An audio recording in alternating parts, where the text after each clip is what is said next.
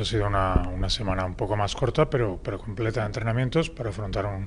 dos partidos seguidos fuera de casa y con mucha ambición y mucha ilusión por intentar seguir invictos en la liga. Bueno, Cadillac es un equipo con un estilo muy definido en las últimas temporadas, con un juego con ritmo, bases muy rápidas, verticalidad en ataque y mucho dinamismo en todas las posiciones. Creo que hemos trabajado sobre hacer un buen balance defensivo, defender sus primeros segundos del ataque y prepararnos para un partido largo en una cancha que siempre ha sido complicada. Bueno, nos preocupa la dirección de Laura Peña y el dinamismo de Raventós, como te decía, en la posición de base, el muy buen estado de forma de Ari Puyol, siendo una de sus mejores anotadoras, y el juego interior muy compensado y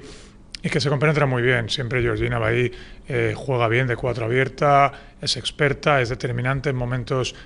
finales, y en el interior con Don Stauder han conseguido una referencia en posición de 5 y una jugadora muy sólida. Pues ese sería un poco el quinteto que más nos preocupa, pero bueno, han sumado anotación exterior y lanzamiento con las incorporaciones. Nosotros estamos muy pendientes del día a día, de la mejora, del crecimiento, de merecernos estar en la posición en la que ahora mismo estamos y pensar a medio y largo plazo. O sea, queremos que